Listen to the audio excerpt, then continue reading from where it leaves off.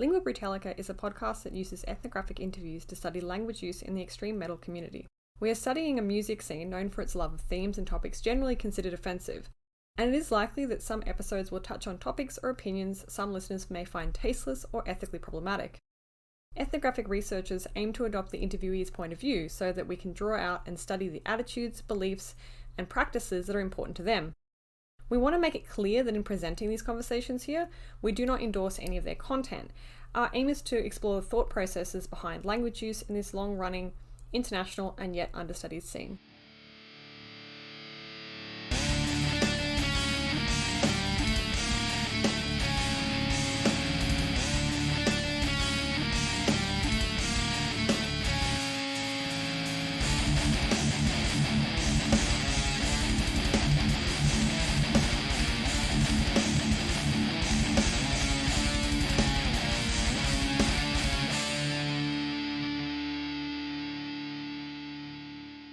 Hello and welcome to the second episode of Lingüa Brütallica, hosted by myself, Jess Benny-Smith, along with my co-host, Wes Robertson.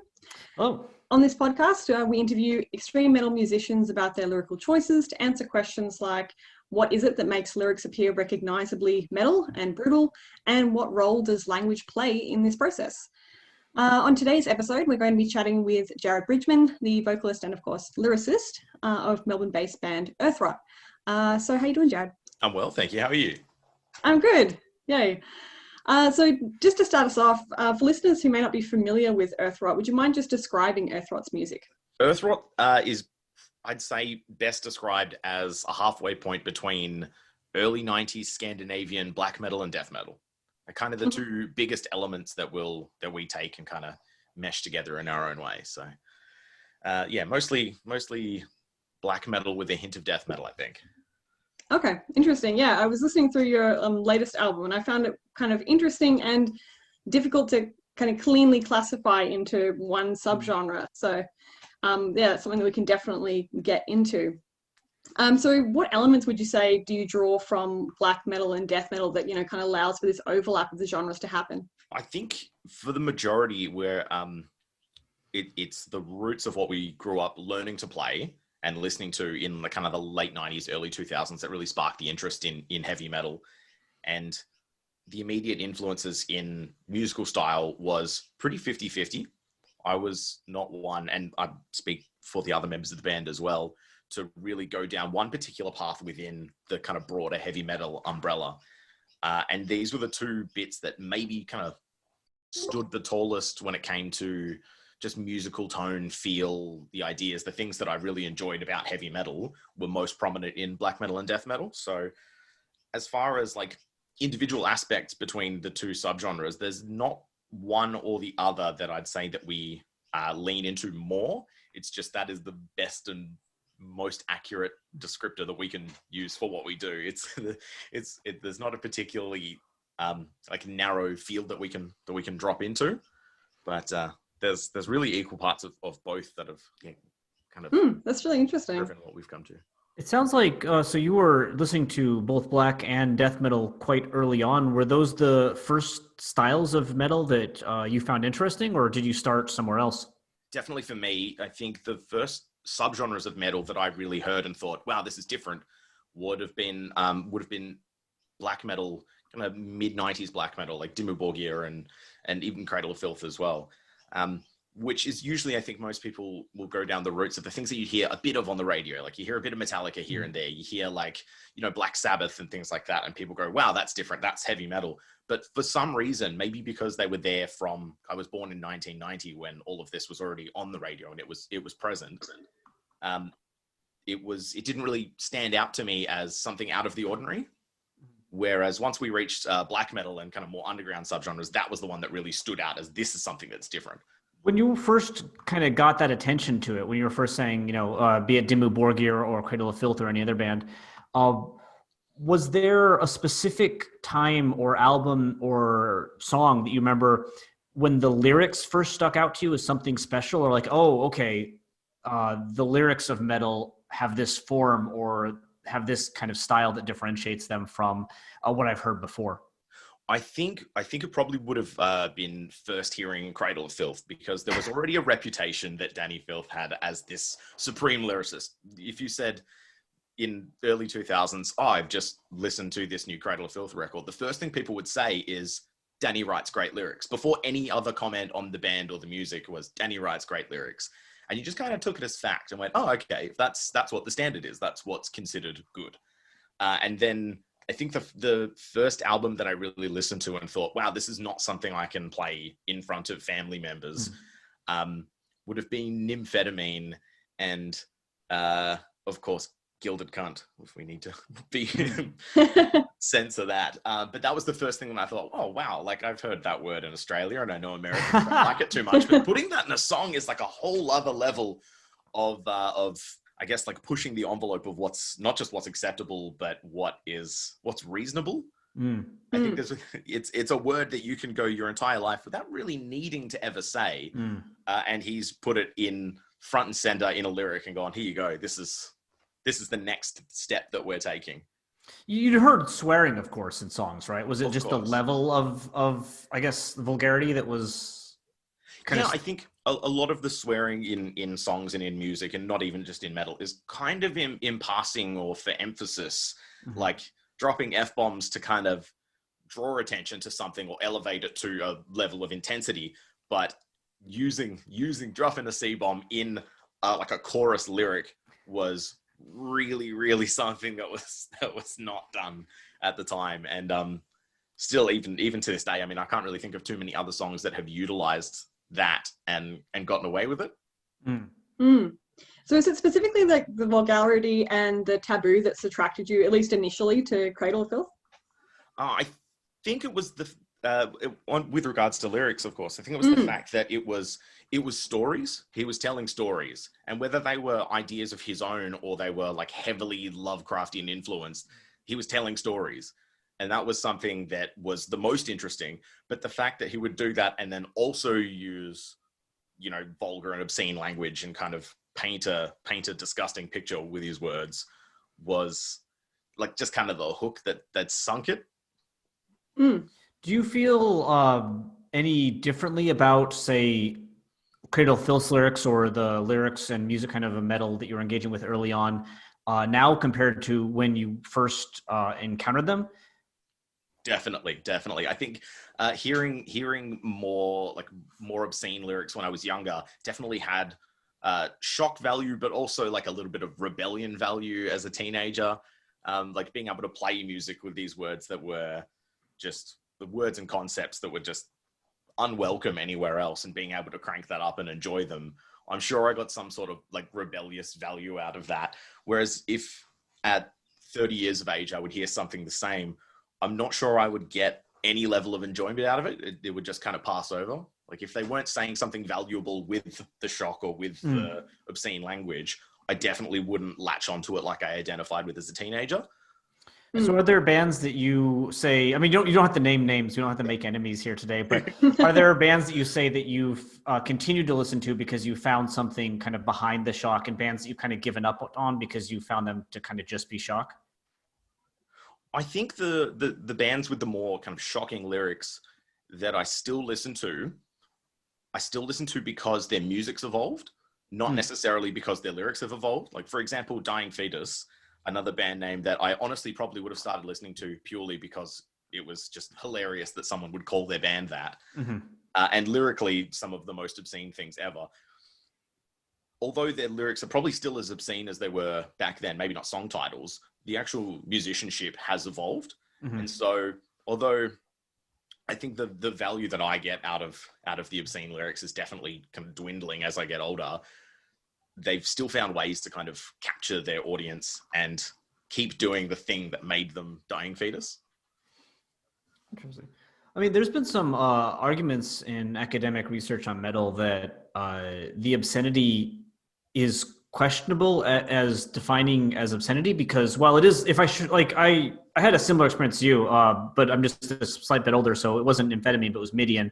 That was the first album where I was like, oh man, my parents cannot look at the lyrics to this album or I'm going to get in so much trouble. It would be obscene to them. But And I guess when I first saw it, it was obscene to me, and that was kind of like the ooh. But if I read it now as someone that is familiar with metal, it doesn't come off as obscene, and I don't think, except in the abstract. And I imagine Danny Filth isn't like offended by his own lyrics. So, I mean, do you have anything to think about? Like, do you feel that there's a desire of shocking an audience who might not even listen to the music at all? Or is it just the use of something that's like the outside recognition of the obscenity is part of it, but like the group itself doesn't even treat it as obscene, but treats it as some other kind of value? There's definitely groups that will try and just like increase the level of obscenity that they can achieve for the value of some. There's always going to be parts of the metal community that want the most obscene. They really do.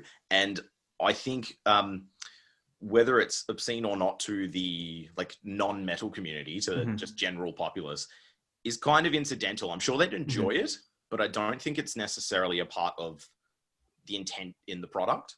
I think really it's for themselves and for the fans. And metal has always been challenging, and lyrically has always had room to challenge. And often, I think maybe I guess the type of obscenity that bands go for always has room to evolve, and probably always will within heavy metal. It's just part of the package, I think, in certain subgenres. I really don't think that the external opinion on the obscenity is a driving factor, but I think there'd definitely be like a personal bonus for the bands to find out that what they are writing is still being seen as totally irresponsible to sing about by the broader population. Right. And I suppose you can see that in that like they haven't really tried to avoid that effect. Of course not. Yeah. It's I think a thing as well is that the underground metal still draws value from the fact that it is underground, and it's only a small select group of the population worldwide that really genuinely love it. And there's value in that to the community, and there's value in that to bands. But if everyone were to enjoy it, it wouldn't be shocking in any way. So I think there's, I think like if it wasn't so shocking to the broader population in some way, this is really specific, like just subgenres like black metal. It's not really as much of a thing as it is in like death metal and slam and deathcore and things where they really focus in on the more grotesque. So you would agree then with like the idea that while something like Gilded Cunt, to go back to that song, is in theory quite offensive, it might not actually be directed with the intent of like anyone who would be offended by that actually listening to it?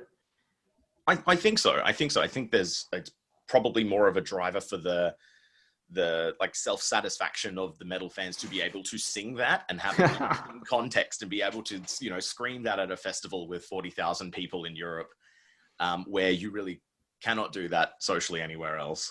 Well, this kind of ties into what we were talking to Hudson from Harlot about last week regarding his views on the desire for absolute freedom and exploration of taboo within metal. I wonder if this has something to do with, another point that we were making regarding kind of the desire for almost an effect akin to sharing like an in-joke within the entire metal scene. So understanding what the obscenity means within this small group, and also appreciating the fact that, that understanding isn't necessarily communicable or accessible to people outside of it.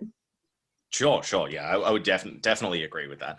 I think the focus of some bands, I think really specifically this look at obscene and language that really pushes like discomfort is, in my experience, much more within the realm of death metal than any other subgenre of metal. Like thrash metal, often more political. Black metal, maybe more about religion, but less just grotesque. And death metal, again, would kind of focus on that aspect and push that so much. So, I mean, even though the use of language that Danny Filth would use would be pretty obscene, the actual content's not quite as grotesque as something like Fetus or Cannibal. Yeah. Well, this is kind of... Oh, sorry. Go ahead, Jess. No, go ahead.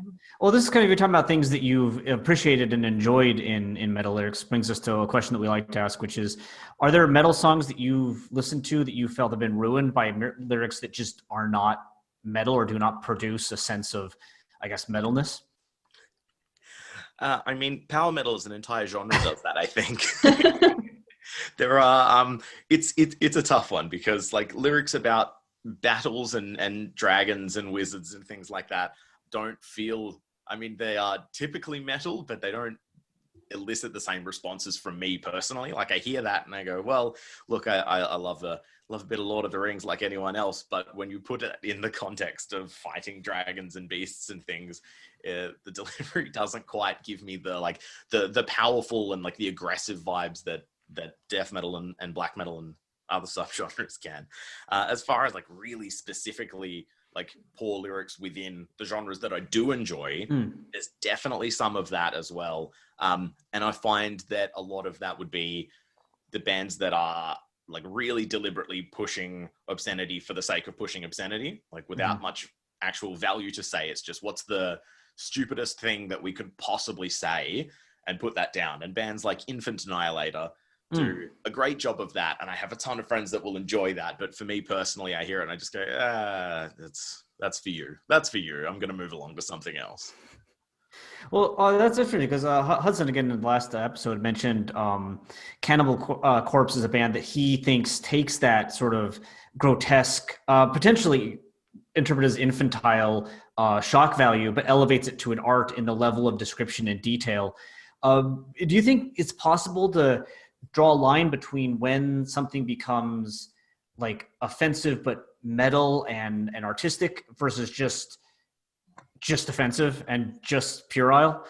I think like the caliber and the quality of the words you use and how they fit in with the music and lyrically, and how you would map an idea to its delivery makes quite a big difference. Like if you were delivering something grotesque in the same way that we've heard before, with the same words that we've heard before, on the same content that we've heard before, it'll definitely lose some value. And then I feel like it just won't have the impact, and it probably won't have it won't be quite as accepted in metal. Whereas bands like Cannibal Corpse, I guess when you've been doing this for as long as they have, you find new ways to speak about that kind of content.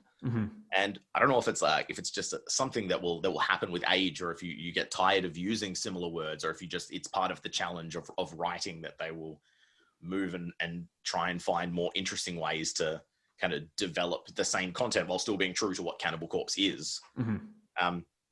But I guess like if a young band doing the exact same thing as Cannibal Corpse in 1980 would come out and have similar lyrics with a similar style, I think they'd probably be chopped apart more based on what they're doing than the actual like content, like specifically with lyrics. So novelty is really not retreading the wheel is really key then. I think it definitely is. And I think when you're a band that invented or really pioneered a style, either lyrically or musically or whatever, from, the 80s and the 90s, you kind of have the right to keep doing that and keep pushing that. You need to come back and do the same thing again with similar words. That's kind of okay. I think you earned that. Like if Black Sabbath wrote a killer riff that was exactly the same as their very first album, you'd be stoked because they invented that, and that's fine. You do that. That is you. You came up with that. No one can ever have a problem with that. Then again, if someone's trying to do like early obscene dying fetus, like kill your mother, rape your dog, if someone else wrote a song title like that, you'd be like, okay, yep, dying fetus have done that. Is there a point to this, or are you just going with obscenity for obscenity's sake? So unless it was like truly something like outrageous and really incredibly well put together, I think it'd be brushed aside pretty quickly. It's an interesting kind of similarity that exists in academia. It's like you need to fill an existing gap in the musical landscape, if you like. Find something that hasn't been done before and innovate. Yeah, absolutely. And obviously build upon things that other people have done, like draw influence. Kind of find the gap in maybe something that they haven't said and present that with something new. But if you're sending back the exact same ideas that someone else did 20 years ago with nothing new to add, it's going to be eaten up and spat back out pretty quick. So if we can kind of like extrapolate, I suppose, from this discussion of, what makes metal lyrics, better or worse than others, what would you say then, I suppose, makes lyrics like recognizably metal or conversely not metal? Recognizably metal. I mean, there's from my experience, from a lot of what I listen to, it's almost theatrical. It's like it's dark in tone, but very much drawn from like fictional influence, without being dragon-like and power metal. The whole point is to convey a sense of discomfort in one way or another. As far as what makes things metal, it's so hard, because I really think that subgenres of metal really have, if you were to like broadly describe what each subgenre of metal does, they're all quite different. And I think because it's just such a diverse genre, it's really hard to nail down and go, well, this is what would make metal lyrics metal. I could say what would make death metal lyrics death metal, or what might. I mean, make that'd be black interesting metal as well, I think. Yeah. Well, Yeah. I mean, death metal, like broadly, is typically more about there's more gore, and there's more focus on things like serial killers and murderers, and there's almost a fascination on past serial killers, but also hypothesizing future ones. I think is what bands try and do. It's almost as if they were writing like a novel or an episode of CSI and going, oh, what if someone did this outrageous thing that maybe we could put on an episode of the Hannibal TV series and then put that into a song, and that would be very death metal. But black metal, not so much a focus on the gory things. It's more the content of like people and the kind of futility of life and a whole lot of religion and as well. And I think they're probably the two broader aspects of the things that we do. For example, there would be the two bigger like subject matters for lyrics between the two subgenres that we try and merge together. Without kind of leaning on either one in particular. Yeah, that's what I was going to ask. I was wondering, like, how you kind of balance out like these seemingly, I suppose, not necessarily oppositional, but they are certainly very contrasting, I suppose, lyrical styles. Definitely. Yeah, we definitely don't try. And I think there's one thing, if we write a song that has more of a black metal feel, like we're taking musical roots from more early 90s black metal, we're not going to write that about like, straight up, here is a song about the glory of Satan. We're not going to do that because, again, that's a thing that's been done.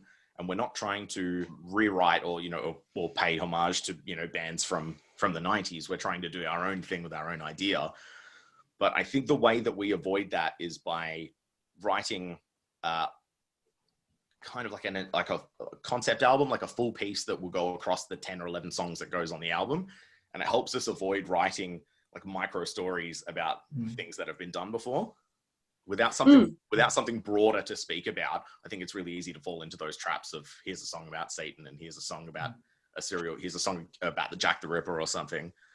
And I think particularly just for myself, as part of the way that I would go about writing, by giving myself a big broader target, it helps me to kind of focus away from the things that have been done while still not deviating too much from what sounds like, what the song sounds like in my head before we put lyrics to it. Is this something you've always tried to do? Or like, when did you start writing metal lyrics? And do you see the way that you approach this task as something that has changed over time compared to like your first attempt at lyrics to what you do now when you work on an album or a song? I think first attempts at lyrics when I was, like 14, 15 playing in a band, it would have been heavily plagiarized. I guarantee I didn't have much creativity at the time. It would have been like, oh, here's an idea that I kind of heard, and you really did rehash it into something you can use. But as I get older and kind of you read more and watch more and see more of the world, you kind of come up with your own idea. Or for example, like one of our albums was a recurring dream that I had for like 2.5 straight months. And so I couldn't not write about that. I had to put that down somehow. And that was our first album, Follow the Black Smoke. So it was almost as if it wrote itself. I just put into words what I was seeing every night. But I think definitely as we age and as we grow, I'm trying to come up with more of a point of an album before I sit down and decide to write it. So, I mean, I could write an album about almost anything under the umbrella of heavy metal, as long as it's dark and has the same tone that the music of the album has. Pretty much anything is acceptable with this band, I guess, because we're not pigeonholing ourselves into either side of black metal or death metal. And in doing that, I've got a bit of freedom that I can write whatever I want. But also I feel like that leaves maybe a bit of a need, or at least a desire for myself to write something a little bit more cohesive and meaningful for a broader piece. What do you mean by meaningful? I think this is something that maybe the more shows we play, the more I realize that I don't get a ton of value out of like complete pure fiction on stage, because you need to put full energy and emotion into the actual performance every day. And if the song is utterly meaningless, it's really easy for that to drop, and you can lose that energy and it just becomes flat on stage. And for a band that's not like, we're not overly political, like a band like Body Count, I guarantee Ice-T is pissed off all day, every day on stage, because he's singing something that is incredibly close to home and really meaningful. And if we're writing, majority fiction for our releases, one day, if the song doesn't really mean anything, get harder and harder to do and to sing on stage every day. Mm-hmm. So I think personal meaning is probably the first thing, but I think as I age, what's meaningful to me personally will also grow a bit. So I haven't, it's not like I've got a fixed idea on what that means to me yet. I just know that it's something that I need to create. We've heard a lot of metal musicians actually mention kind of this desire to produce socially meaningful lyrics, but not being sure how. Even when I've interviewed some bands in Japan, and they made a comment that they wanted to do that, but they weren't kind of sure how to do it in a metal way. Is this something that you've struggled with or noticed other metal musicians struggling with, like a desire to say something but not sure how to do it while still being metal? Is that a difficult balance? I think it's a thing that, some subgenres can excel at much better than others. But the topic of like meaningful, like political discussion often is something that's reused quite a lot. Like there was a period of time, maybe 3 or 4 years ago, where the prevailing like modern lyrical theme that people were writing about was like anti-capitalism, being a wage slave was just this huge thing, and everyone wrote about it. And although none of us are fond of the idea of being wage slaves, there's only so many albums you can listen to that are about that before you go, okay, this is done. Like even though it might be a belief that I hold really close to myself, I can't write about that because it's right there. Like it's everywhere already. Mm-hmm. And metal definitely struggles with that. Because there are trends musically, but lyrically, there's definitely themes that go in and out of being in fashion for heavy metal. That's why I think things like the latest Body Count album is something that really stands out for me, because there is a very, very direct political note and comment to every song on the album, but it's still delivered harsh and heavy, as everyone in metal kind of wants to achieve. It's interesting, because some of the musicians, as Wes was saying, that we spoke to, said that if they wanted to deliver a political message, let's say, for example, then they felt that in order to make it compatible with the metal genre, particularly like, black metal genre, for instance, then they had to deliver it in an indirect way. So not directly talk about the topic itself, but, use some kind of like metaphor in order to communicate that idea. Yeah, well, a lot of the bands that do really like go for the throat with the issue will immediately be drawn a lot of negative attention from whichever group it is that finds it. For example, Tolka from Norway, a fantastic band at just absolutely going for whatever comment it is that they want to make. Usually, like often anti-religion, but he will get specific and he will write a song that quite prominently notes that he is not a fan of the Islamic religion, and immediately became out. It's like, oh, this guy's a terrible person and he's writing anti-Islam things. And it's like, well, he has an argument to make about not just that religion, but all religions. And he's kind of going through and picking the argument. But for some people was quite detrimental to the band. They've gone, well, okay, he's saying these things about this group. And then they kind of extrapolate that to go, well, he must be racist now because he is speaking against that religion that comes from this area and these countries. Therefore, he's racist against people from those countries. And it's like, well, that's it's something that will quite quickly be done with not just metal musicians, but if you make harsh critical comments in your lyrics, people will try and extrapolate them and find a way to use that against the band. And it's definitely a thing that's happened in the last, it's hard to say this year, but in the last, 5 or 6 years, it's something that's definitely been prevalent.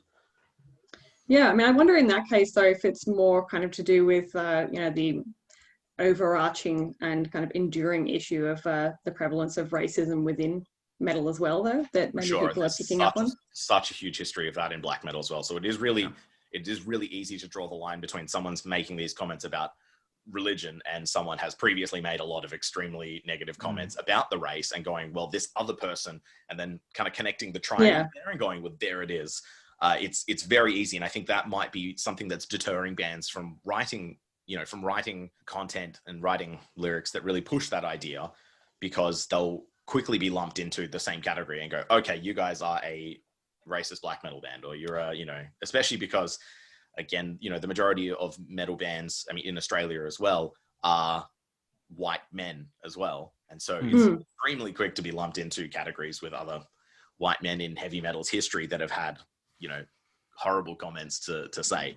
I think for us personally, like, we haven't written anything that aligns with our shared political beliefs as a band.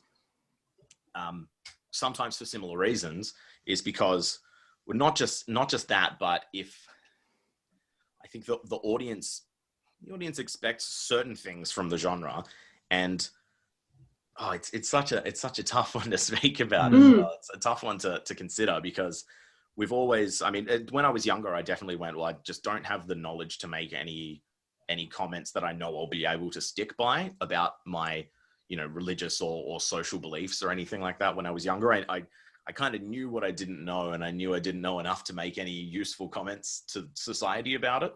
But as I grow older, and I think, well, maybe I have something valuable to say, there's definitely a barrier there to use that within the band. That's, I might consider that something I would say more personally than lyrically. Because there are bands that, like you mentioned, Body Count, Cattle Decapitation is extremely political. And there have been bands that have made, in addition to like anti-religion comments, anti-racist comments, etc., in their songs. So it has been done, but it does seem to be something that a lot of artists do kind of shy away from. And I wonder, like, is the solution saying less, or is the solution saying more, or is the, like, this is something that's been written about also extensively, like the question of racism in the metal scene, and especially for such a genre that's so extremely international. Like, besides hip hop, metal might be one of the most internationally enjoyed genres. It's certainly something that people are kind of dealing with. And I guess the question is, do you think there's a way for metal to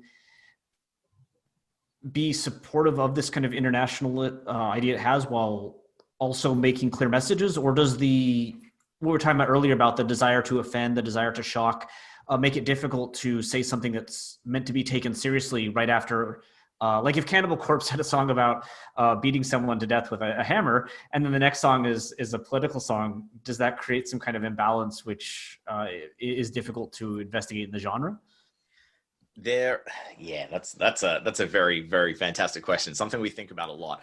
I think for me, it's the people that should be writing extremely political lyrics and things like the latest Cattle Decapitation album, like every Cattle Decapitation album, about how, humanity is flushing itself down the toilet and could be stopped, except people are choosing not to for the sake of money and greed. I think the people that have such strong thoughts, that really have a genuine ability to convey that message, need to and do. And Travis Ryan has done an unbelievable job with something that he's obviously believes that he's held so close to himself for decades, to put that out there, and people are starting to listen. There's I feel like that's a very separate skill to writing enjoyable music lyrics. I feel like that's a whole other thing. And personally, I know I can write lyrics that sound, dark and mysterious and, imperceivable terrors and stuff like that. I can do that. But as far as writing a political comment, I don't know that I necessarily have the tools to convey it as effectively as he does.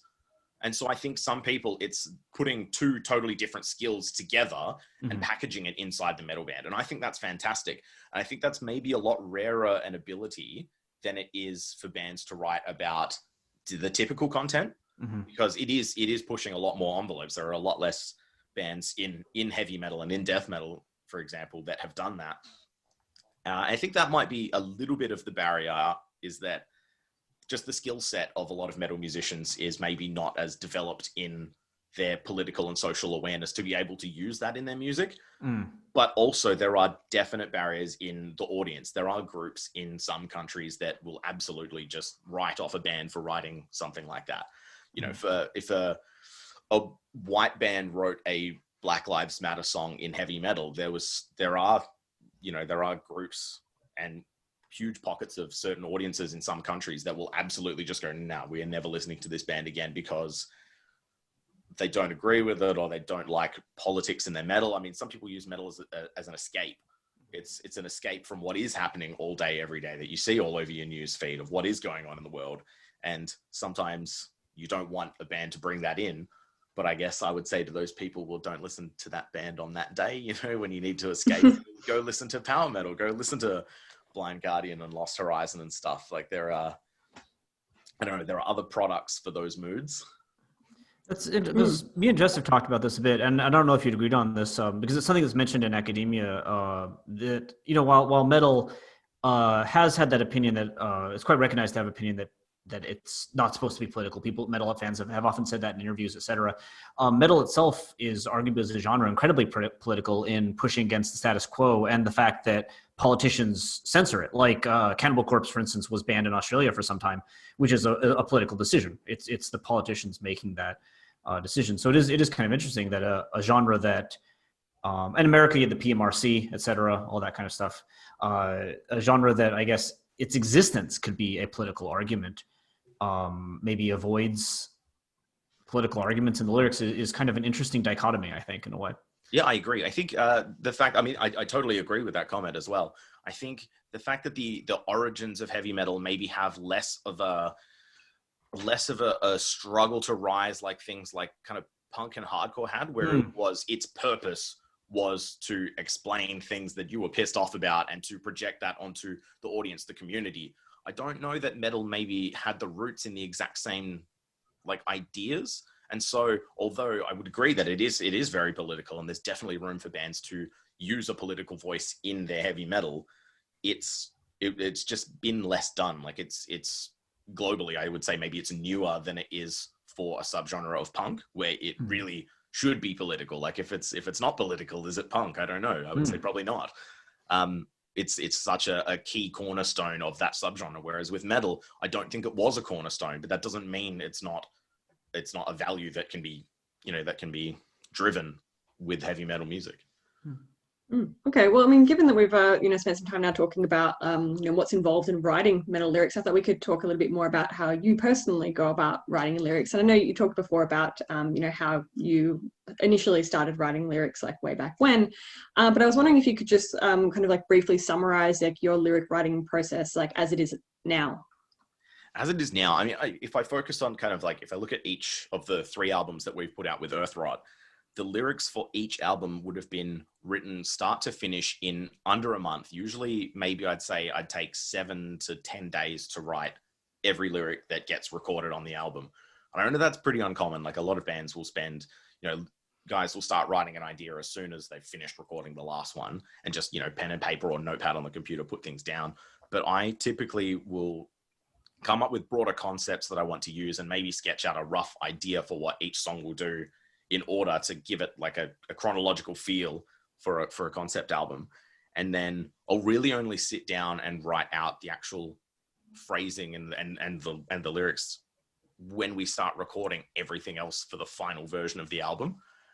I feel like that's probably a pretty irregular approach to it, but I think it was just born out of necessity for what the band was doing and the timelines we've set for ourselves.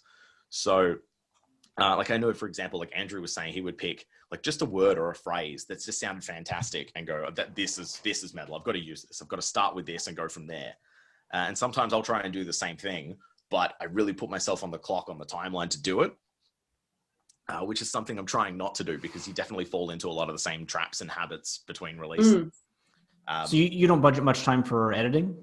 No, I really don't. And for example, like there's reason for that, but it's become habit out of necessity. So for the first album, we released our first EP and our first album within 6 months. So we were in the studio for both of those releases, 2-3 months apart, and there just wasn't time. Like we had to cough up an album really quick because we had just decided that's what the band was doing. The following album, I had injured my knee and I was on crutches and on a plethora of drugs, for pain medication and stuff like that. And I wrote the album when we were in the studio doing everything else, because that was the first time I had maybe a clear enough head to actually write anything fairly coherent. And then when it came to the latest album, I was moving from Perth to Melbourne right at the kind of edge of recording. So again, I just had to go, okay, I've got to kind of push all this together and just go, and it's got to get done. And so it wasn't like a deliberate choice, but now it's become habitual. Like I'll focus so much on everything else and go, oh my God, I got to write lyrics for this album, and then like squeeze it out. So when you're like, you said you obviously take into consideration what the entire concept of the album is going to be when you're writing lyrics for individual songs. So how then do you decide on like the concept?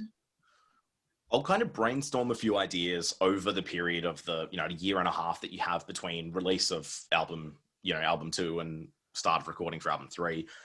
Usually it's like the idea is something that I can't force. It just needs to pop into my head. Either something, I'll see something or hear something or read something, or for example, have a dream of something that I just go, that's got a bit of something to it. Like that's got some legs. I can write more than one song about that. Does anyone else like this? Like, does anyone else in the band identify with this? Because if I'm writing it just for myself, well, that should be a solo project. It needs to be something that other people get some enjoyment out of or some interest out of. Mm-hmm. And so we'll send that to the whole band and go, hey, what do you guys think about this? Like some of the other guys in the bands are much more like avid readers. Some people watch, and you watch a lot more film and TV than I do. And so we all have different like media influence and different artistic, like cultural influence. And so if something that I have, everyone goes, yeah, I think that would kind of sound okay for a heavy metal band. Only then will we go, all right, well, now let's figure out what these 10 songs are going to be about within that and go for it. So it's a kind of communal writing process slightly. Like, do your band members give suggestions that you take on, or do they nix the concept and then you come back until everyone likes the concept? Usually, I mean, the broader concept is kind of like a yes or no. It's like, do you guys think this will work? And if the answer is no from anyone, we go, okay, well, that's probably not going to work then. If one of the 4 of us who are huge fans of the genre don't think it really works, then I highly doubt that any of the audience is going to identify with it or enjoy it as much as, if we can't, then they won't. And so we'll kind of throw that around. But once there's an idea that we've all gone, yeah, like we'll give that a thumbs up, then we'll throw more like kind of split it up into smaller ideas and throw that to other members and go, do you have any ideas or any thoughts on this? And then pull that together. So there's a lot of input of what the ideas could mean or what like events could happen in this fictional process that we're writing. But then when it comes to actually writing like word for word, the lyrics that will be printed on the final release, like I'd say maybe 85% of that will come down to me. Mm-hmm. And then on the latest album, I think 2 full songs I gave to Colin because he had an idea and I thought, I don't even really know quite how you would explain that idea, but do you? And his, yeah, I think I can. He's quite well read. I'm like, all right, you'll come up with some good words, some things that sound nice and feel nice, and we'll put that together. And that's kind of how the album came together lyrically for the last one. Again, that helps with the time constraints. When you have one person trying to cough up 10 albums that are, unique and interesting under such time constraint, you could very easily, like I was saying, fall into traps of writing things that are either a little bit cliche or I've done before personally because, you just regurgitate things under time. So the more we can diversify everyone's input, I feel like the better the product will be. So what's the timeline like then for like developing the concept versus writing the actual lyrics? I was just wondering, if you come up with the concept like way earlier in the writing process, but then actually get down to integrating that into the lyrics at a later point. I'd say maybe 6 months to a year we'll hopefully have an idea for the broad concept, and then every maybe 6 to 8 weeks we'll have another idea nailed that will go, okay, this will be one of the songs, I just don't know which one yet. And then that'll be usually assigned either, if it's chronological, if the album is something that's happening chronologically, I'll wait until we decide musically which song goes in which order, and then I'll apply the lyrics. But every now and again you'll have a song where if you have something that's particularly heavy, like some songs that you write just sound like war, and I don't know why, it just sounds like war to me. So the lyrics need to fit the tone that we've set musically first, and they're the only times when I'll really switch that around. But sitting down and trying to like create the actual themes and ideas is definitely something we give ourselves way more time to come up with, because I think the hardest part of writing lyrics for us is having a good idea that people are going to identify with and is going to make the album the album like kind of cohesive and interesting. That's definitely the harder part, whereas writing individual lines of lyrics comes a bit more freely. Do you make tweaks at the line level? Like have you, or has anyone in the band suggested, hey, not this word, change it to this word, or that kind of like really, really minute tweaking? Does that happen at all? Or is it, Definitely.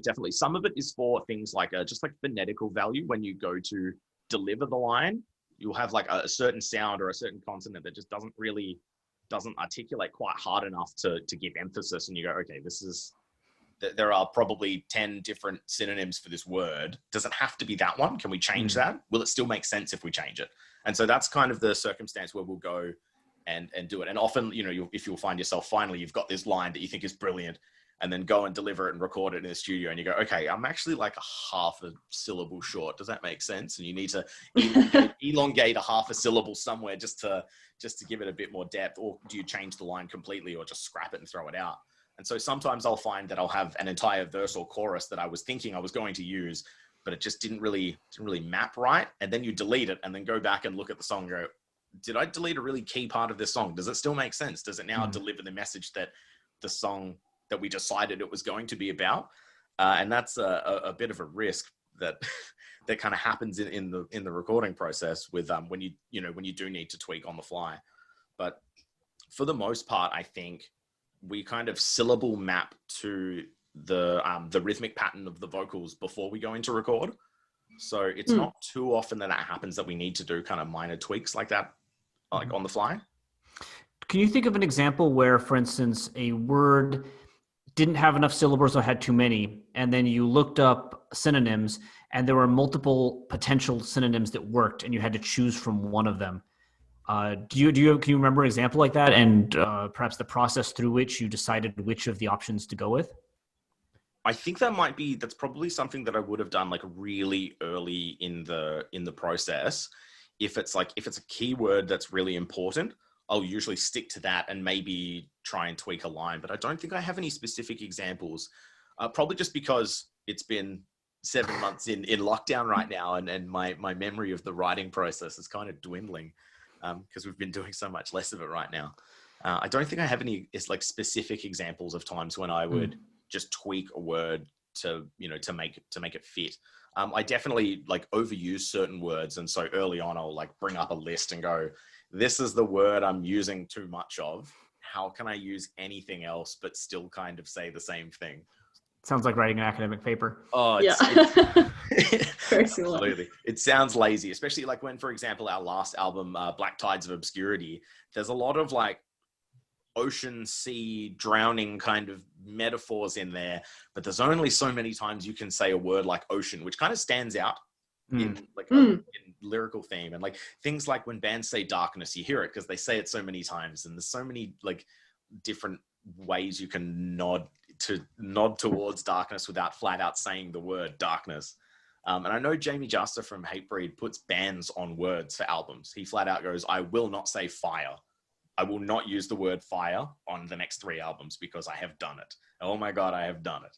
And I'm definitely reaching a point where I try and do something similar for the next album to avoid doing that and like overusing not just the theme, but just specifically the word.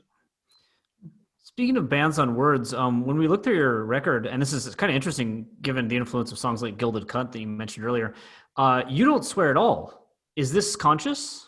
No, it's really strange. I think maybe I have a bit of a thing from the like around 2010 period where every band had a t-shirt with a slogan that said something fucking something or whatever, and it was all on the back in giant block print.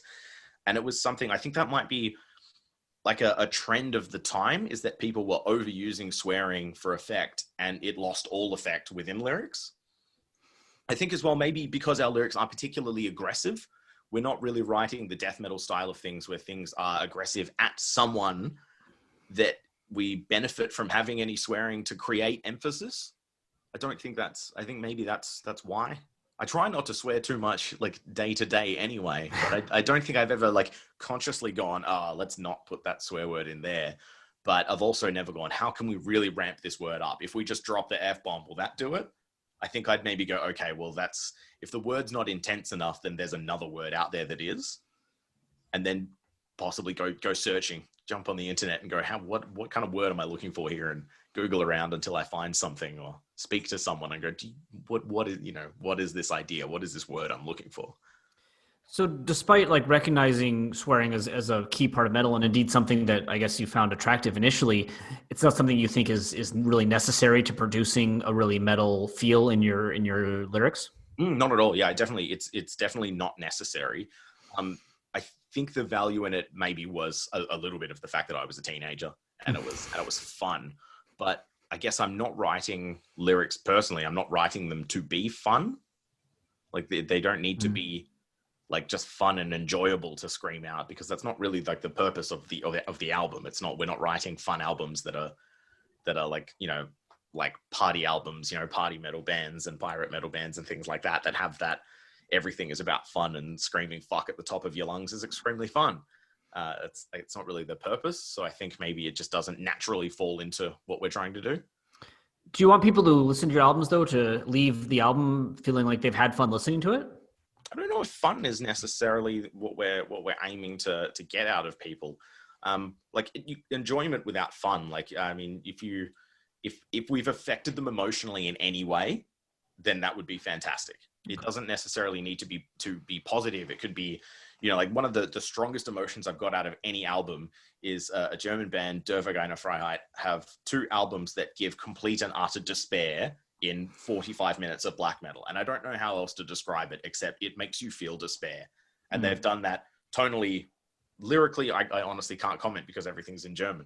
But tonally and musically, they've given you despair. And they've just gone, here it is. And you listen to it. And by the time you finish the album, you go, fuck, I feel heavy. I feel like, I don't know who just died. Nobody. But I feel like someone did. Someone important. And that's the tone that they've conveyed. And so if you can affect someone's emotion positively or negatively, I think then you've created something effective in music. And like, I suppose that kind of makes me wonder then, like, to what extent are you considering, the audiences for your music? When you write lyrics, are you thinking about, not only the effect that they're likely to have on the audience, but like, what audience is specifically going to respond to them? Yeah, it's a tough one, because people always say, well, write for yourself and write what you know, but you're not the person buying your records. So you do need to always consider what the audience is. But I think for us, as like our latest album we released in March this year was our first on a big record label. And it's the first one that we've gone, this is going to reach our audience. I don't entirely know globally what our audience or who our audience is yet. We know pockets of it. We know Australia, we know Japan, we know who's going to listen to our music there. But on a more broader global sense, which is ideal, we're not entirely sure what the audience is. So I feel like the next album will be able to draw from that and kind of refine and go, well, these are the things that people do like that we do. How can we grow upon that and develop upon that? But for this one, it was like, well, we need to write something that is interesting to ourselves and we think interesting to others. And we're kind of taking a bit of a gamble on it because it needs to be interesting to others. Otherwise it'll just be torn up and thrown away. But at the same time, we haven't really had it tested yet, I suppose. Yeah. Which is why for the latest album, we sat down and said, we need to take influence from something that we all enjoy, that we know other people already do. And the idea for that was, we're going to go vaguely Lovecraftian, which is the term we use, because Lovecraftian content is huge in heavy metal.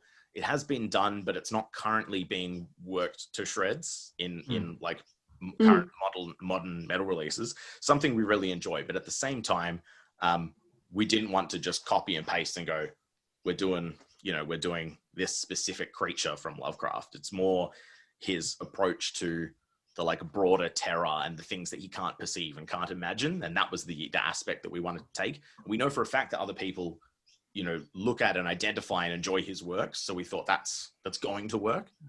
We just need to find out how. So we actually, I guess we don't have to ask it, because we were going to prepare a question asking you, why you had so many Lovecraftian themes and if that was something you enjoyed. I guess the second part of that question, though, that we did want to ask is, are there themes that you would like to explore, but you don't think you can within Earthrot's sound or style? I don't think there's anything that I would say we can't do in Earthrot. We really don't put too many limits on this is what we can and can't say, unless members of the band go, well, either I completely don't agree with that, or I'm so unbelievably bored by that idea, I don't think it should be there. Mm-hmm. As long as the four of us think it's something that's interesting to us, we feel like it would be interesting to the community around us, then I think that there's not really much that would stop us from going to say it. We're fairly critical on ourselves that we want to avoid rehashing things that have been done too much globally in metal, but also within the band itself. Do you make any considerations of like what's been done like in the Australian scene specifically, or is it mostly like looking at it from an international perspective? We definitely consider the Australian scene a lot. Yeah, we spend so much time here, and there's so many incredible bands here that we draw influence from quite a lot of Australian bands, as you would expect, you know, when we spend time on the road together. There was one thing, like, for example, Black Helm, fantastic band from Melbourne, released an album last year with like not dissimilar artwork to what we had already set and done for Black Tides of Obscurity. Theirs was more sky, ours was more ocean, but there was definitely something like you could almost put the albums on top of each other and go, they kind of go together. But as far as like Australian bands go, I don't think there's really too many bands that sit within the same subgenres that we do. So there's a little bit of safety in that. We're not extremely likely to be in the same like expected lyrical realms as some of those other bands. And is there anything kind of like specific about the Australian scene that makes it different from the scene, you know, as you've experienced in Japan, for instance? Japan's definitely an interesting one. It's their like broader metal scene in Japan, I think, is much more true to the roots of heavy metal globally. Like every band that I've played with there has drawn influence from late 80s, early 90s bands. Every single one of them in one way or another. Whereas a lot of bands, say in Australia, you'll get a young band who grew up listening to Thy Art Is Murder and use that, but maybe not their influences. Whereas I feel like every band in Japan will not just draw influence from the bands, you know, directly previous to them, but also the influencing band before them. And I feel like you get a lot more classical approaches to lyrics and themes, especially when you're writing in a second language, because they have a broader pool of like reference material that they can use. You can go to so many bands from around the world and go, okay, these are the things that we can grab when they're not particularly fluent. Whereas I think maybe as a first language approach, maybe it's expected more for first language English speaking bands to be more maybe not more expressive, but more experimental with what they try and achieve within metal. At least like lyrically, you mean? Yes, yeah, of course. Yeah. Just speaking lyrically. Okay, that's interesting. So what about, I guess, in regards to some of the specific choices that you've made in the way that you're using English, I noticed that you avoid the first person I. On Black Tides of Obscurity, there are only 2 songs that use I, and one accounts for 6 of the 7 uses. Renacentia has just 2, and on Follow the Black Smoke, there's not a single use of I at all. Is this something conscious as well? Do you try to avoid an active doer in your songs? Is that something that you personally don't like exploring as much? Definitely. I didn't even think of that, but it's definitely deliberate. It is. I think when you like using that first person, it either makes it sound more like this is, I think it applies so much ego to what you're writing lyrically. And a lot of bands, you know, have, I am the destroyer, I will destroy you, I will fuck you up, I will do this. And it feels like there's a little bit too much ego coming from vocalists in that for my personal taste. And it's like, it almost sounds like you as a person are really saying that. You're not going to destroy me. You're not breaking down any walls. I don't believe that for a second.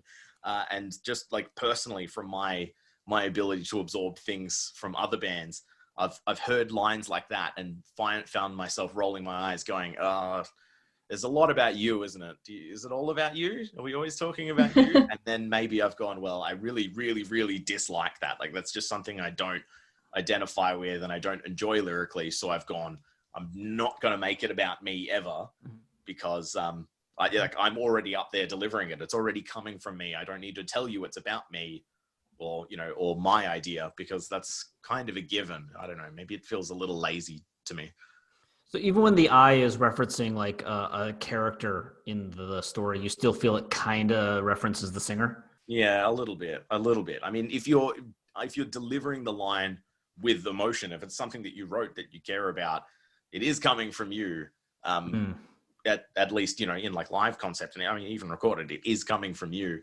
And so I think if you overuse it, it turns it from, you know, like I'm this fictional character and really just like magnet, just like locks it onto the actual vocalist and it goes, it's you. It's now about you. Well, it's interesting. Yeah. Go on. No, go ahead. Yeah. It definitely feels like something that I've heard and it's been done. And when it's been done and I've you know, listened to these bands or these records either, you know, first time or multiple times, it's given me like discomfort, but not in the heavy metal way of you're trying to like challenge. I've just gone, I just don't enjoy it. It's just, No, I just found it interesting because this does again relate to what Andy was talking about last week. Last episode, when he kind of talked about the issues regarding kind of the ambiguity in how you interpret the I in lyrics, in that it can refer to, you know, the singer themselves, or it can refer to like a persona that they're adopting for the purpose of the song. And I suppose in avoiding I, then I guess you also avoid that area of ambiguity then, right? Yes. Yeah, definitely. I think it can't be about me if I'm not saying it's about me. Therefore, people can interpret it as a person, a character, an idea, a more generalized comment about people or humanity than specifically me and my experiences. There was definitely a deliberate choice to avoid that. Although I definitely had not thought about that for quite some time, because I think maybe I've noticed a lot less of it in the last year or so from new and like current metal releases. Again, it might have been one of those things that was just a bit of a trend in modern metal releases for a period of 3 or 4 years. And I thought, well, other bands are doing that. You know, some will be doing it well, some will be really overusing that idea, and I just won't touch it where possible. Obviously, you know, you need to use a few from time to time when telling a story, but it's not something I needed to lean on at all to kind of explain my thoughts. What about your choice of references to deities and gods? I've noticed there's a lot of references to. I didn't look up the origins of all of them. Some of them I didn't recognize. They seemed Mesopotamian. Some I love, like I think Lovecraft came up with. Is there a choice of like which mythologies you feel are metal or which ones you want to explore? Like, is the Mesopotamian ones metal in a way that maybe Egyptian or Japanese aren't, or is it just kind of what you're personally familiar with or what you read, or how do you choose which unknowable deities are the unknowable deities that appear in a particular song?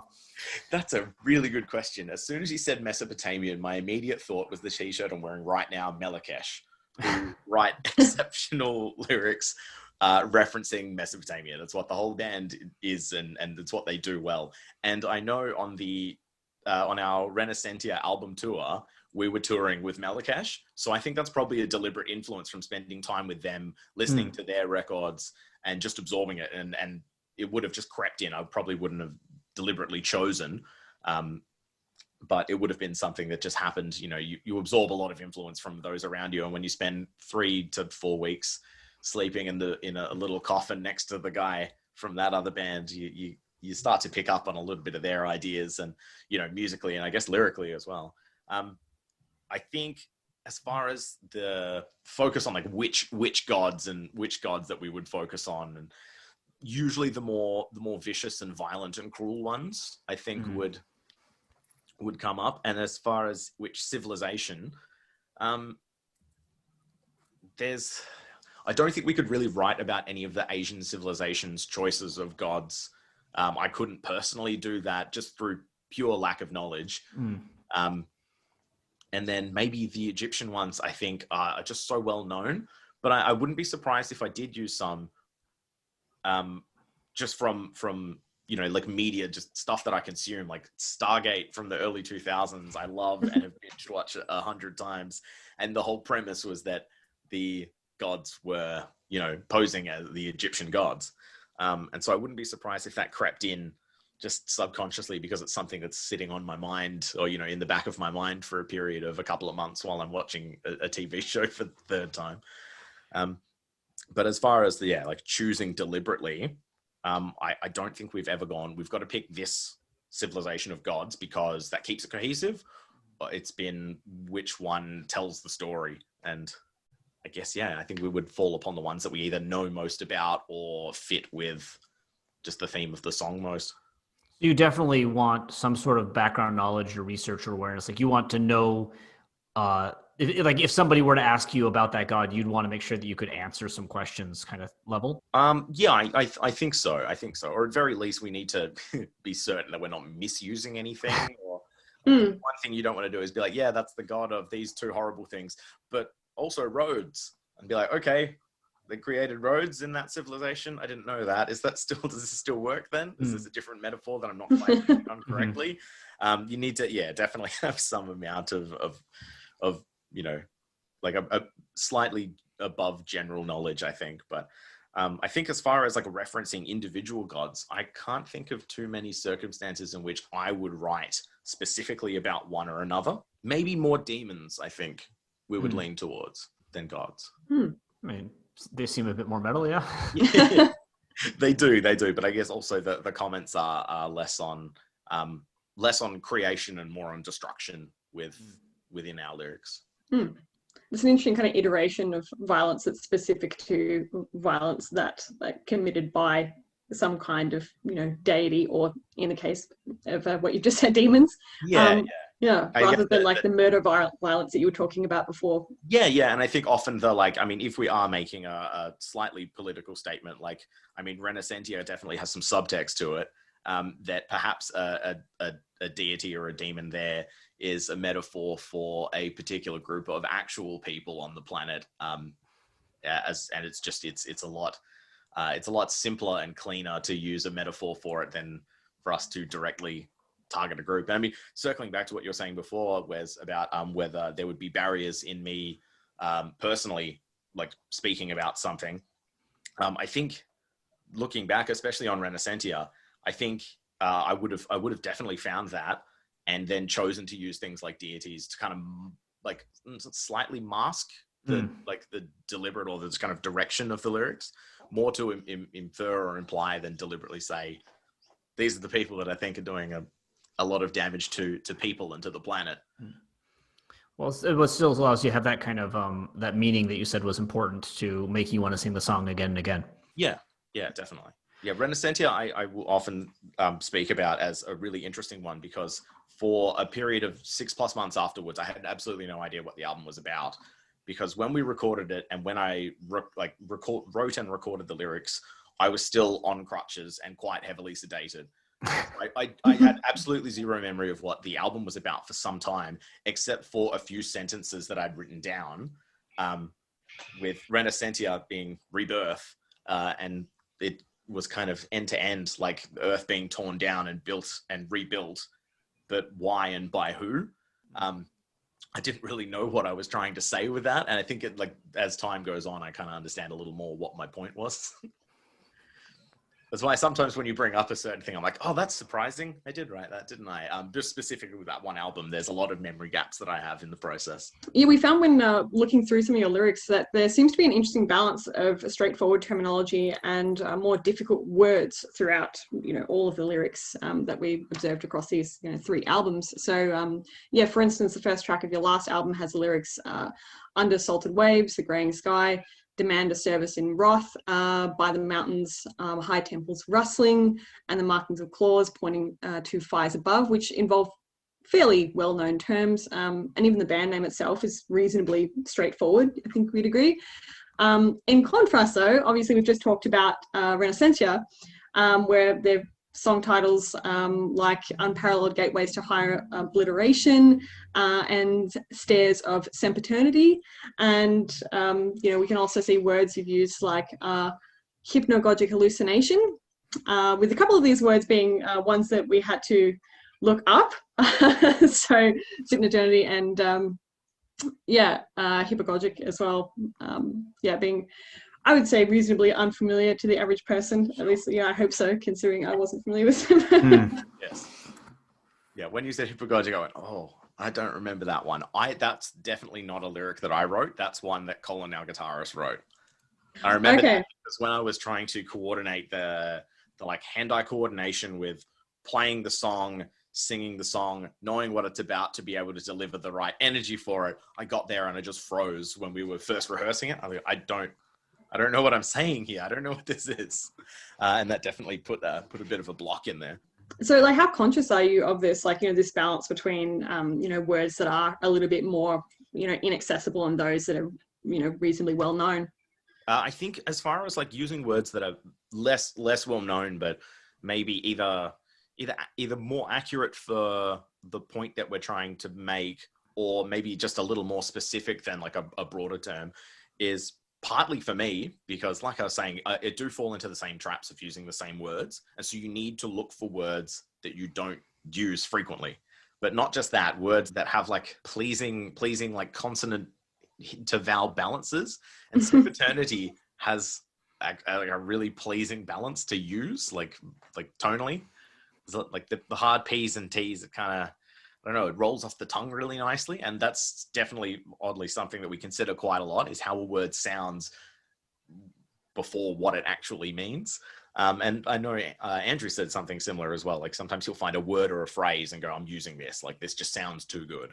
And we definitely will do that on occasion as well. We'll use a phrase and kind of map a section to go around that word. But also, I guess a little bit of it is a challenge of just trying to better yourself. You need to use better words and learn more things. And it's just like a general life challenge that kind of leaks itself into lyrics as well. Do you feel difficult words or esoteric terms are really key to metal language practices? I think, yeah, definitely within some subgenres. I think they set the tone, and like using like esoteric terms as well will definitely probably a little more common in Black Tides than maybe Follow the Black Smoke, I think. I think as far as like using that in metal, that's definitely something that I would expect to find maybe more common. Is there a balance that you've struggled with ever? Because I imagine if it's too straightforward, I imagine that would be bad. But if it's too esoteric, like if every word is a 3-4 syllable word that you looked up in a thesaurus, that might come off as like pretentious or try hard. Oh, definitely. Yeah. There's been times where I've looked at a word or I've looked up a word and gone, I'm going to use this. And it's like, do I need to use that word? Because it does come across a little bit pretentious. And so there's absolutely a balance of trying to find words that are interesting and not so repeated within your own workings or within metal in general. There's definitely bands that you see, and if you go through their lyrics, you're like, wow, you have absolutely used a thesaurus for every single word here. And I remember there's just like one scene from the TV show Friends where Joey gets a thesaurus and signs his name as Baby Kangaroo instead of Joey, just because he put every single word in the piece he was writing into a thesaurus. And I swear that I've seen bands that their lyrics look like they've done that. That's absolutely something we would try to avoid. But I think as well, the balance between us and between our band members, because I want the other guys to get the same like emotional feeling that I get out of the songs when I need to deliver it into the microphone. I want the other guys to have that as well. And some of the other guys I know for a fact are much more well-read than I am. They like read far more complex things than I would. And so there's definitely like influence and balance between that. We wouldn't want everything to be like entirely simple, because I feel like we'd all get bored of that. And if we're getting bored of it, then the audience definitely is.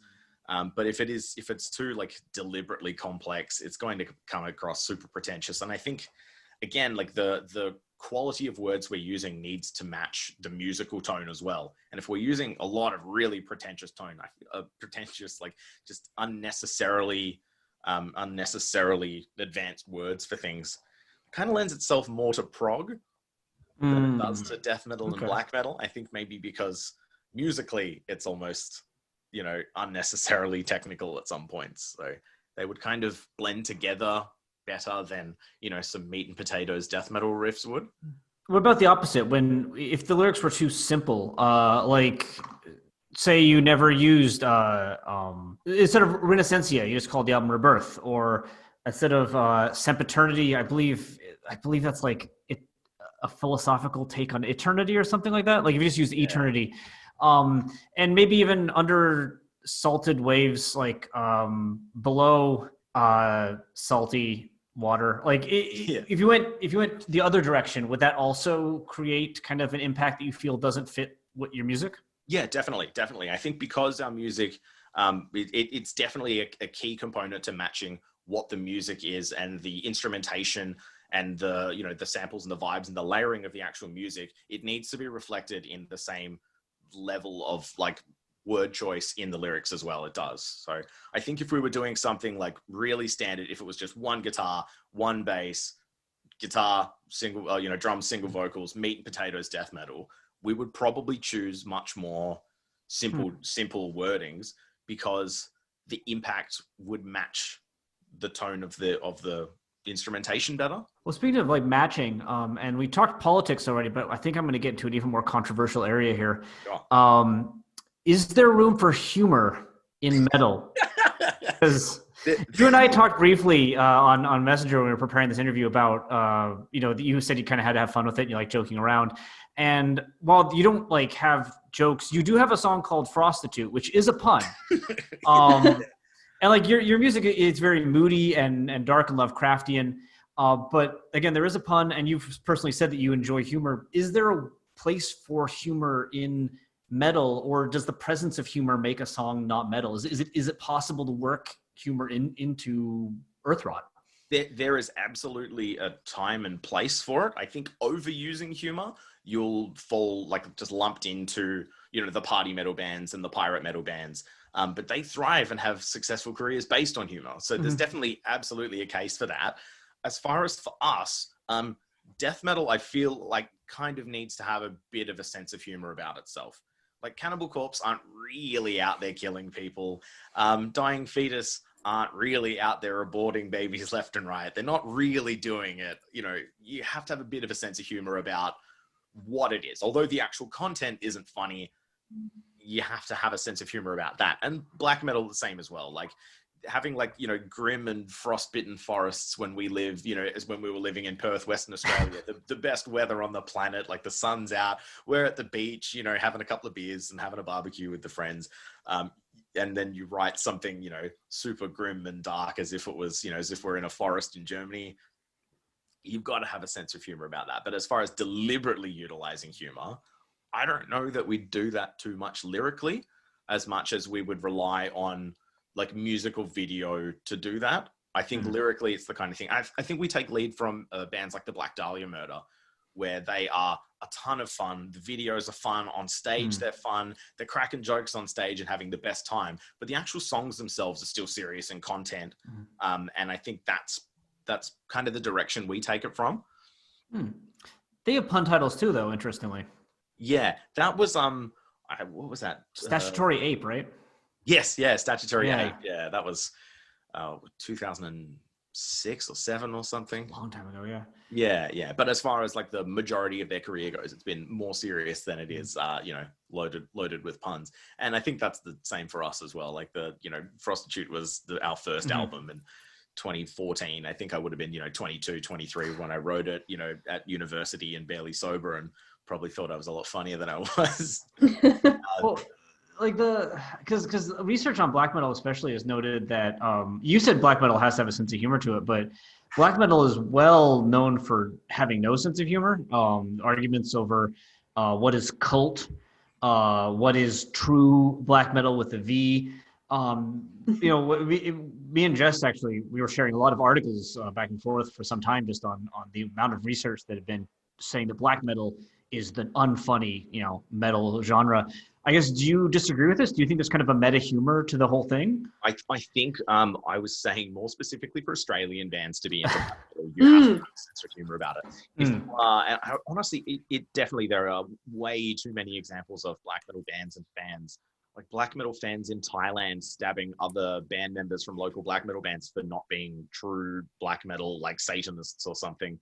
Which to us is just, it's tragic, but that's hilarious because, for example, like when we were on tour with Gorgoroth and Melakesh in 2017, super serious, corpse paint and blood and giant spikes and only red light on stage and fog. It's very serious, very satanic, the real deal.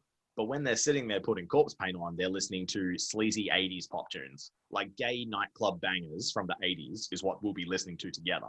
So as people, they're a ton of fun. They have a great sense of humor about it. But when they're on stage, it's like, it becomes the mood, it becomes the performance.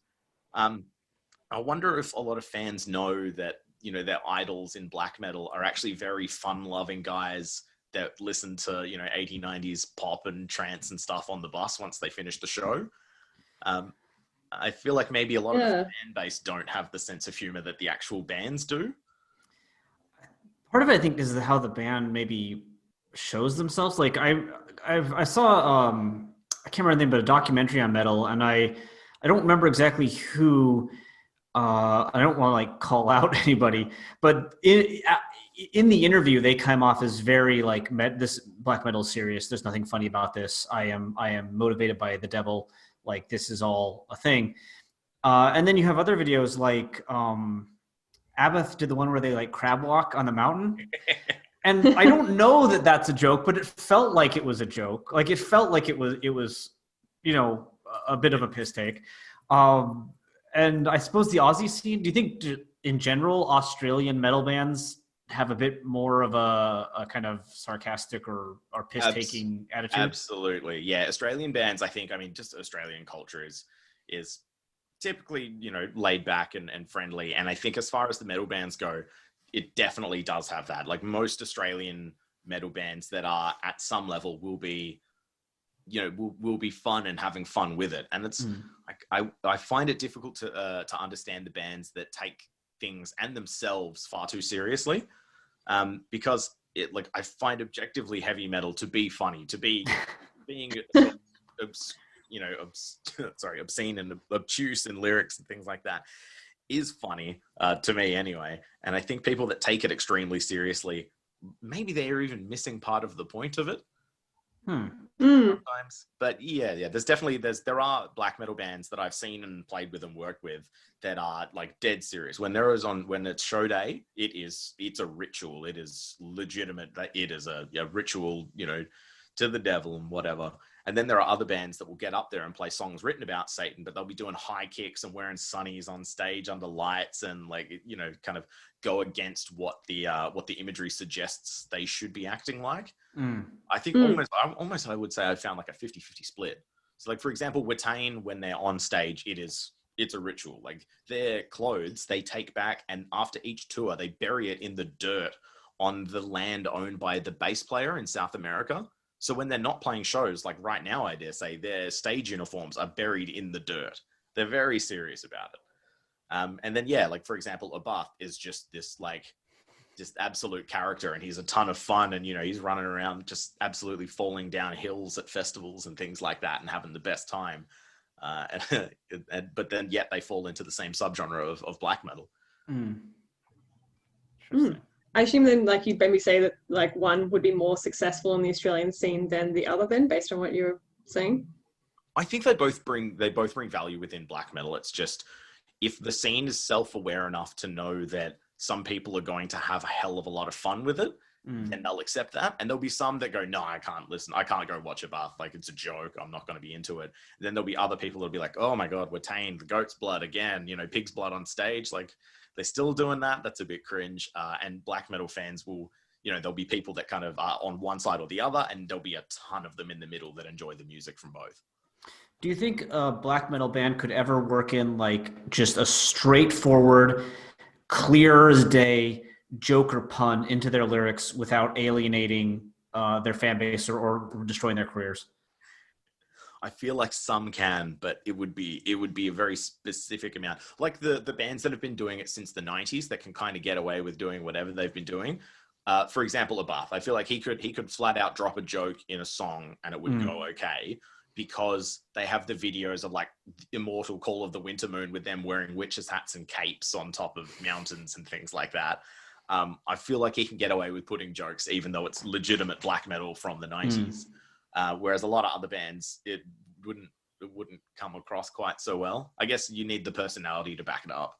Okay. Yeah, I guess there's just so much more intertwined with whether it pays off than just whether people can like accept it in the industry or like in that particular scene.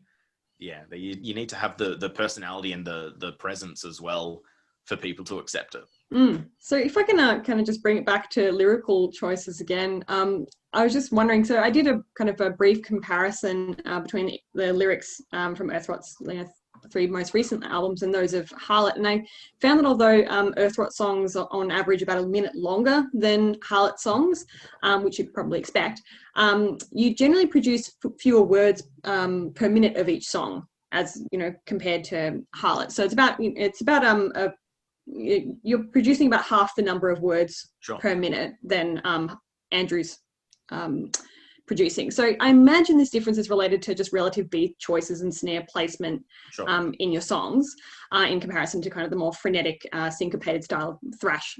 But I wondered what kind of considerations you have to make in trying to write lyrics for a song with a slower beat, or where the instruments kind of have more time and space to breathe, rather than just acting as more of a vehicle for the lyrics. Sure, yeah, definitely. I think for me, I was always a guitarist and bass player first. So I would always write music first and then lyrics around that, and try and leave space for lyrics. There's also a bit, because for us, and I think for Andrew as well, playing the instrument and doing lead vocals at the same time, there's always coordination factors. So it might be easier when he's playing faster riffs to match the rhythm he's playing with his right hand with the lyrics he's doing with his mouth. Whereas I'm playing bass and I kind of have a lot more opportunity to kind of shift the placement and elongate and things that might not work as well when you're probably working up a bit of a bigger sweat like Andrew would on stage than I would. Yeah, I was just wondering, I suppose if you consider, when you lay out the song and stuff, like, where the lyrics are going to go, and, how much, you want to pad a song with, lyrics versus leaving more space in between for just instrumental sections. You'll find that the songs that are written by the non-vocalists in the band will have much less space for vocalists. And so they might be kind of like, lyrics will be kind of way more jammed in because they'll have less repetitions of what would feel like a verse or a chorus to my ears. They might go, this is riff A. And I go, no, that's chorus. And the purpose of it is quite different. So, well, they might do 2 to 4 repetitions of something. I'd be like, no, can we do 8 or 16 so I can pop like a big chorus that, has like a big passage of lyrics in. So between band members, even there's definitely a lot of consideration on where lyrics go and how much lyrics there are. I also I'm definitely a proponent of writing less and repeating it. And so I think I do a thing where I'll have a verse that's almost identical and change a word or 2 words in a line between first verse and third verse to kind of tweak the meaning, or just so it delivers a little differently. And a lot of that's influenced from like the early Job for a Cowboy releases. There's one song where it's, I think, a single verse worth of lyrics, like a single paragraph, but it's the entire 4.5-5 minute song. And I could never quite catch which line and which section started on the first line, which one started with the second line, which bits were repeated. And sometimes it just felt like over 2 verses and a chorus, it was 1 paragraph of lyrics just repeated, but it never felt the same. And I think that was just something that I found interesting. And I just realized that I didn't need to write and memorize 3 pages of lyrics for a longer, fast song when I could do less and maybe repeat them and tweak them slightly to give it a change of meaning. Yeah. Well, I mean, it's interesting that you say that you repeat components of the lyrics and stuff, because obviously I did notice that as well. But I found it interesting, though, that despite this repetition, there's not a lot of rhyming. And is that something that you're conscious of? I think like rhyming in music is very traditional in a lot of subgenres, but not so necessary in death metal and black metal. I don't think it's really key. Whereas in rap and hip hop and soul and R&B, it really helps. It kind of delivers the hook. Whereas I don't think we really particularly need that. I think maybe just like, as personally not like a huge poetry fan or anything like that, I never develop a lot of the skills or the observations of writing things like that. It would be more about, like, I think the major focus for me would be matching rhythmic patterns to lyrics, Mm-hmm. and often trying to find a word that's, you know, the right number of syllables, but not just that ends on the correct either consonant or vowel or something like that. And often the difference between ending a word with an O or an E will change how it sounds, and I will lean more into making it sound the way I want it to sound before having like lyrical structure. Mm-hmm. Right. Yeah, it's interesting. I was wondering, like, if you know, perhaps is there anything that you, I suppose, don't enjoy about rhyming that you'd rather kind of just not bother engaging with in your own lyrics? So, like, for example, with the use of I that I quite deliberately avoid. As far as rhyming, I don't think I'm as opposed to it. I don't think I hear it and go, oh, that's rhyming. That's not very heavy metal. I just think personally, it's not a focal point for me. I don't hear rhyming bits and go, oh, brilliant. I like that they're, you know, repeating this kind of sound or these thoughts in rhyme. I guess they just don't impact me positively or negatively. I'm quite neutral on that. So if other people are using them, I'm not going to be turned off by use of rhyme in their metal lyrics, but I'm also not going to actively seek it out to create my own. Did you seek it out a little bit on Out in the Cold? Yeah, I was going to ask about that one. That's a very different song. I would say that's an outlier for us and for our songwriting style. Probably, I think because that's like a sturdy Southern crossroads blues kind of song as opposed to specifically a heavy metal track. I think maybe that needed more structure and rhyming to tell the story and to have it sound as though it were maybe from that period a little more, or to actually convey the idea of this as a blues track. It needed to kind of tick off some of the rules that a blues song should have. Yeah. I was wondering as well, like, you know, to what extent is I suppose like your like vocal style having an influence on how you write lyrics as well? Like, because I was thinking about how you know, with Harlot's lyrics, for instance, like quite often you can, you know, reasonably easily discern exactly what Andy's saying because of the, you know, vocal style that's common to thrash metal. Whereas, you know, with the growling that's more common to like death metal, and I suppose even like the screaming that's more common in black metal, it's a little bit more difficult to, you know, do that interpreting. So I was wondering if, you know, that influences, you know, your desire to just kind of not worry about rhyming so much. Yeah, I think the rhyming is maybe maybe more about the sound that I'm doing, but I think with like very little areas where I'm not using much pitch, I think it maybe is less important there to have rhyming sections where there's vocal techniques without pitch, because it's almost more of a percussive instrument. It's if I'm not matching a tone to anything, then I would consider it percussive, in which case those are the areas where it's really all about matching the right catchy, the rhythm that I want. But in areas where you do have, tonal vocals, I think maybe rhyme is a lot more valuable there.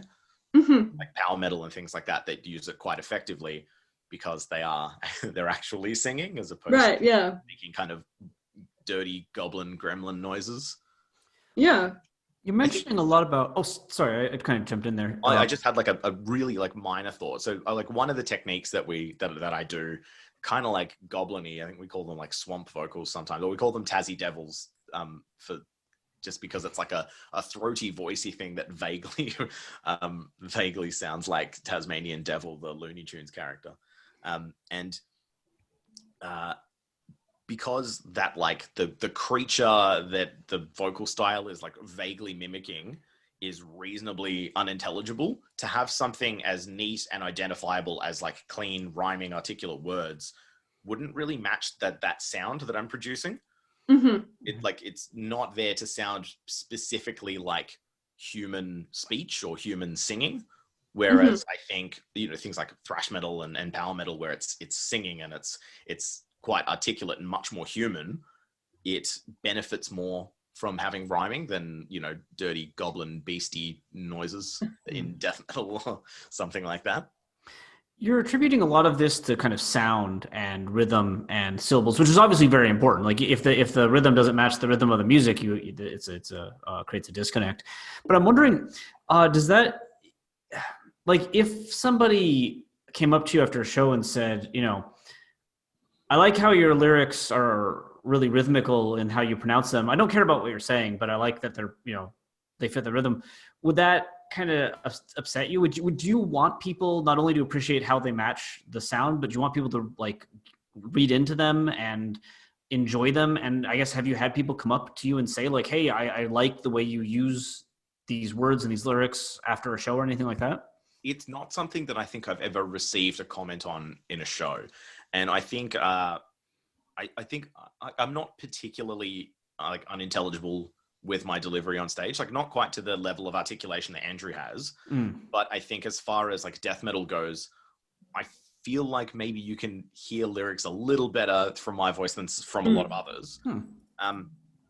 And it's definitely not been something that's ever come up. And maybe that wouldn't, I mean, it wouldn't offend me if someone went, I have no idea what you said. I'd be like, well, that's fine. But I think if that's quite common, if I'm getting that a lot, if people are going, well, I have no idea what the lyrics are, I'm probably going to be less worried about conveying a really, really important message.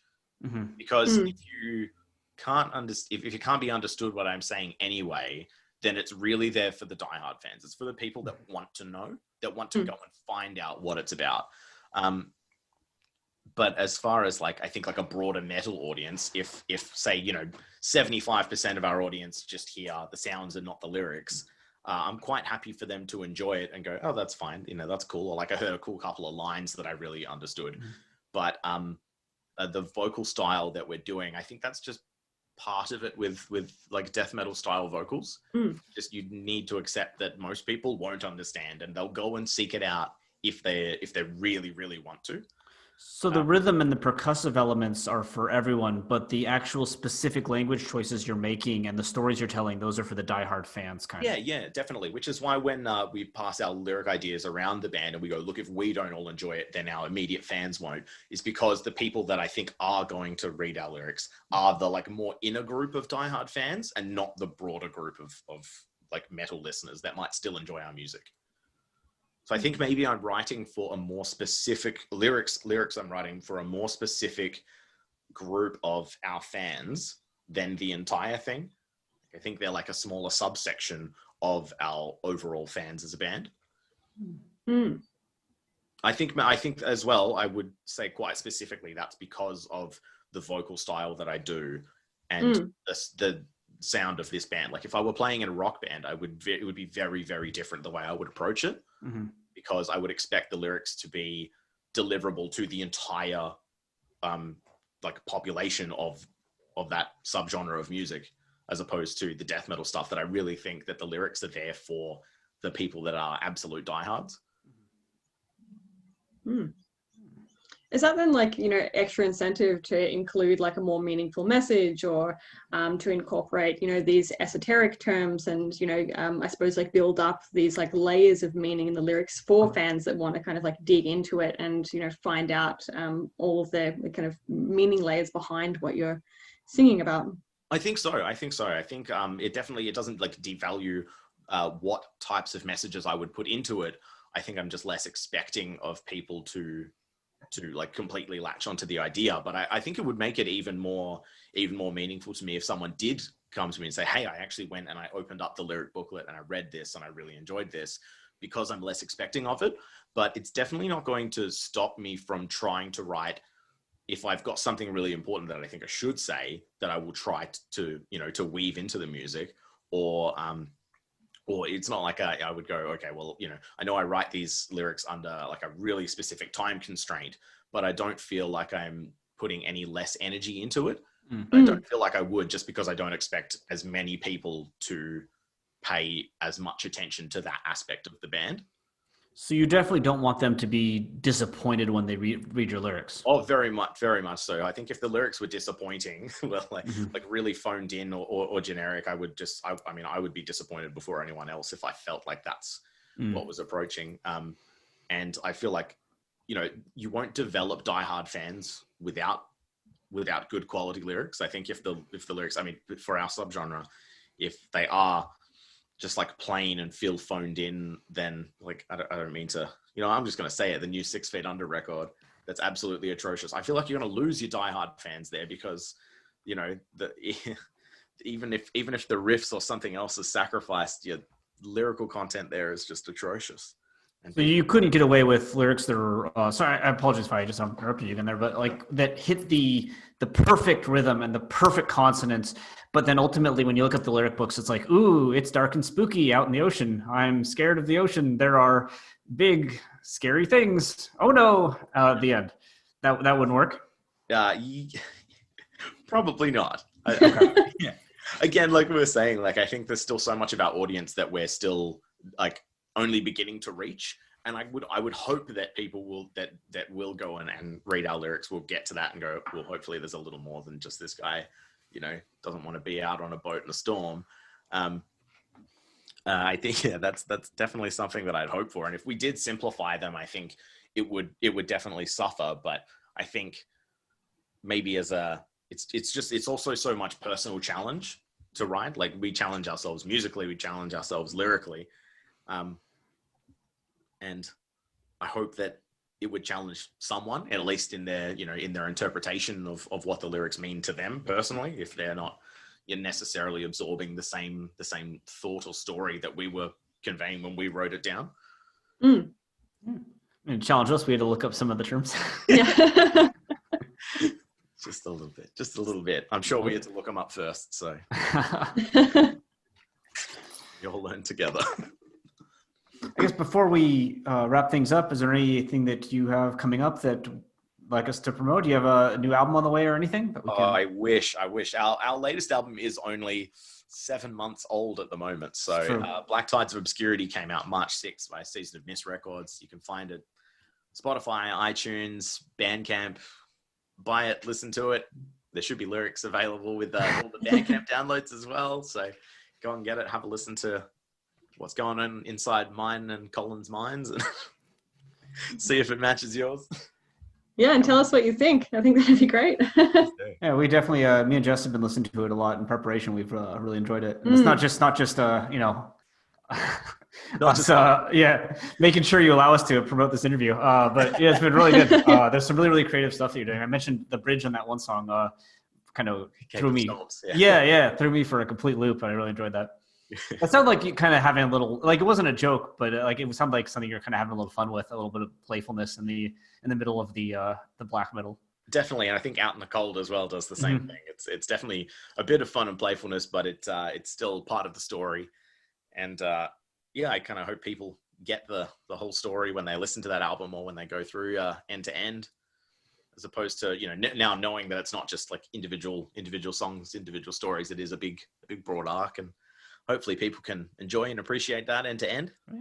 Yeah, I reckon. I like that there's all these layers and stuff, even in both musically and lyrically. So yeah, it was really interesting when I was listening through it and stuff. I was like, oh, this isn't actually all that straightforward. Like, not only is there the clear overlap of death and black metal, but I mean there was even some songs like Death Rebirth, and I'm like, this is a thrash beat. Like, how is this Yeah, it was just interesting. I'm curious now to go back and kind of compare what I do over the thrash beat with what Andrew does over his.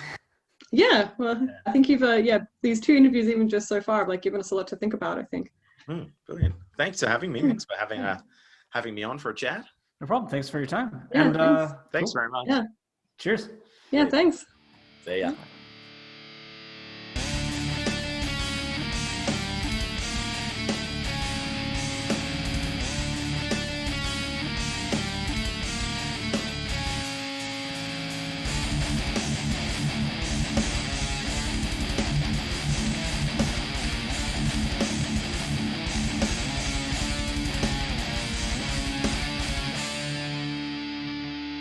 Thank you for listening to Lingüa Brütallica. We hope you enjoyed it, and we hope you stay tuned for our next episode. Before we leave, we just wanted to acknowledge that this podcast is recorded on the unceded lands of the Wurundjeri people of the Kulin Nation and the Gadigal people of the Eora Nation. We pay respects to their elders, past, present, and emerging.